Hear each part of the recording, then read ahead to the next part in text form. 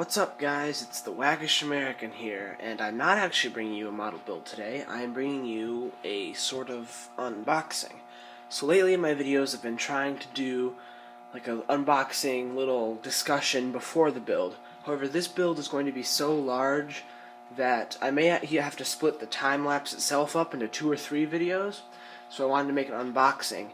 Additionally, this kit is one of those kits you look for years and are beyond excited when you finally get it and can hold it in your hands and can start thinking about building it. And for me, that has been Tamiya's 1/32 scale A6M2b. Anyone who is really reads anything about the modeling world knows that Tamiya's 32nd scale ranges are literally legendary. Just looking at stuff like the box art, you can see the crazy amounts of detail. Other companies do 32nd scale well, like Revol of Germany has some really nice 32nd scale kits, especially their new 262, which looks really nice. But Tamiya sticks out as being just amazing. So right away, you gotta notice the amazing box art. This is not a box you throw away. Even if it didn't have the carry case, this is a box you cut the top off and put on your wall, which is, I'm trying to figure out how to mount this box on my wall, actually. Take this off. Now right away what you see, this thing right here, I got this all backwards. This, apologize for the small, how little that you can see. My tripod setup can't really go up any higher. This all folds out when the landing gear's down, and if you're moving like to a show or to a modeling meeting or something, you can set the plane in this carry case and then carry it in the box, protected from everything, which is a really nice touch. Take a sip of my water real quick. Alright, so first things first, you get this black sprue, which is mostly base components. I'm not going to take them out of the case. I probably won't be using these at all. I might actually repurpose it for an airliner build I want to do. But it looks nice, really nice, clean, very small connectors between the runners and the parts. Not much to talk about there. In completely different plastic, I'd like to know if anyone knows why they use this different plastic for their figures. Please tell me in the comments. But you have this much darker gray for the figures. They give you 2, one pilot seated to go in the cockpit, and one pilot standing, putting on his gloves. Amazing detail all around. I'm going to be buying a couple 35th scale like Tamiya figures that are just discount at Hobby Lobby so I can practice painting figures, because I don't know how to do that. I'm not going to be using the one sitting, I'm just going to keep the one standing and set him next to this plane for scale. Clear parts are one of the most interesting things I've found about this build. I'm a huge fan of really clear parts, and this is like the definition of clear. These things are virtually invisible, especially at this scale. Every little detail's in there, even the rivets on the frames. They're super thin. The kit's actually designed to have the canopy be able to slide while on the model, and I've seen it finished that way, and I'm I'm going to try to do that too, because it looks really good. Then you get into the gray sprues. There are a lot of them. I'm not really sure what a lot of them are. I can kind of guess at some things, like for example, this looks like a lot of landing gear stuff. For the most part, every one of these. I'm not going to talk about each individual one because I just have to tell you that it has amazing fine details. Everything is flash free. There's no problems on this. I haven't found a single thing wrong with a single part on any of this. This entire sheet seems to be for small details, especially the wingtips, which are designed to be removable in this kit, which is really nice. So you can snap in folded or extended depending on how you want to display it. Here's another sprue. This one is again mostly just small details like a cockpit wall, a couple more options for the cannons. Really nicely. I really like how this kit did the fabric control surfaces. I don't know how great it's coming up on my camera, but the fabric control surfaces look just great. Then you start getting into the kit, the main parts of the kit, if you will. Like the fuselage. This is the only one I'm going to take out of the bag so I can just show how amazing this is. First of all, the scale. Look how big that is. I don't have my other Zero on hand right now, but the P40 is kind of similar in size to the Zero. This is the size I usually build. This is the size of the fuselage of this kit. So this kit's massive. Everything's done super well. The panel lines are... I don't know that my camera is going to be able to pick it up, actually. Nope, it just can't pick it up. The panel lines are great. The rivets are super tiny and in scale and all there, especially around this part of the engine, like compartment area. Just everything about this sprue in particular is very nice.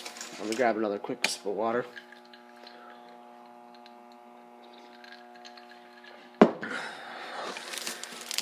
You get down to one of the biggest packages. This is one of the only ones that comes with 2 sprues, and that holds the wings and the rest of the cockpit detail and a little bit of the engine stuff.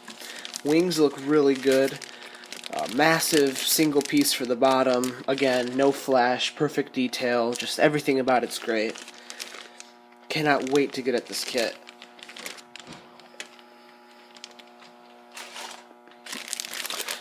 Then you come here. I'm not really a huge fan of the fact that this is done in silver, like this weird gunmetal colored plastic. It's almost as if Tamiya is assuming that the person who paid 60, 70, 80 bucks for this kit is not going to go through the trouble of painting the engine.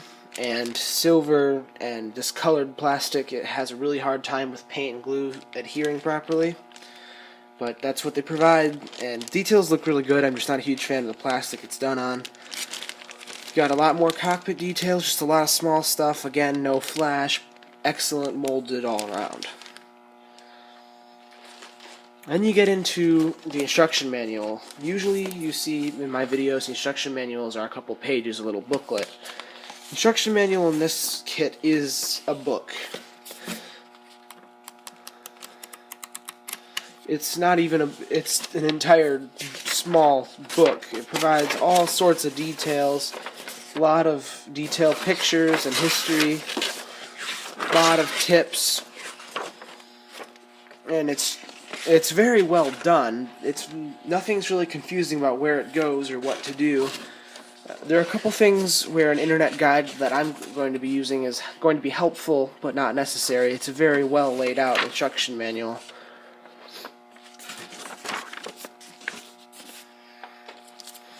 Get the color schemes. This kit comes with a crazy number of marking options, especially for someone like me who tends to build the cheaper Airfix kits that come with 1 or 2.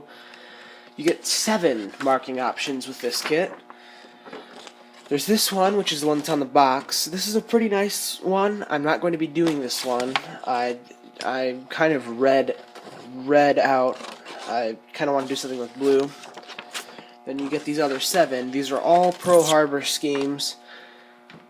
I don't know enough about these planes or these pilots to talk about any of these, so I won't try too much, but I'm thinking about doing one of these 2. I just really like the blue, and I like to have blue in my collection, but this white and red could be good too.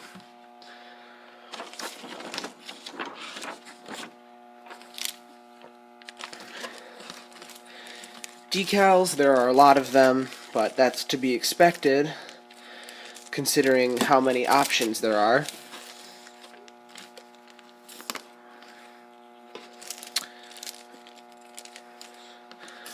Now, they're beautifully printed, but I haven't built any Tamiya recently. What I've heard from YouTubers such as Rebels at Cloud9 is that Tamiya's decals aren't great. Even though they're beautifully printed and they look good on the sheet, apparently they're not the greatest decals lately, which is a little worrying, to be honest, given So I may end up just painting as much of this as possible with my airbrush, because I really want it to come out very nice.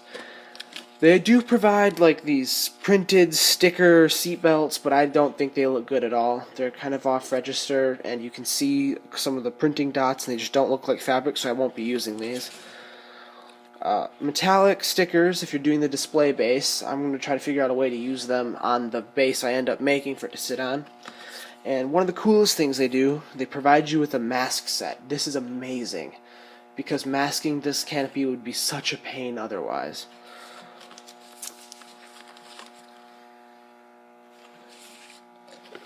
So then you get into this extra little box they give you. One nice thing, it does provide extra structure to the box itself, which is always welcome, and it holds some of the smaller parts that might be a bit fiddly. Here you get the cowl. Again, probably the nicest molded cowl I've ever seen. No flash. I've seen people assemble it. It just clicks right in, which is great because I'm not going to be gluing the cowl. I'm going to have it removable so you can see all the engine detail. You get a bunch of screws and ropes and such. This is for all the working features. The flaps, rudder, canopy, landing gear, I believe. That's everything that works. Also, the external fuel tank is removable. A sheet of very nice looking photo etch metal. Can't really not use that. It's one of the most interesting ones. It's black plastic, but it has been molded around metal to make the bottom of the gear, which I find very interesting. They give you a rubber sprue that has your tires and some brake lines, which is nice.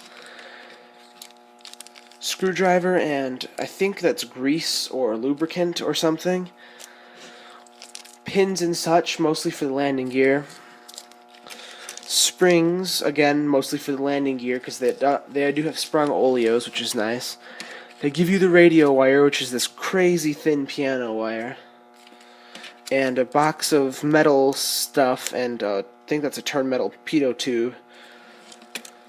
So this kit is amazing. I've been waiting to get this forever. I've got quite a long list of projects I need to finish before I can get at this, and this is going to be a long project. But I can't wait to get at it. Alright, that's it from me. I will see you at the next build video. Don't forget to smack that subscribe button, and if you like this video, hit the like button too. Bye!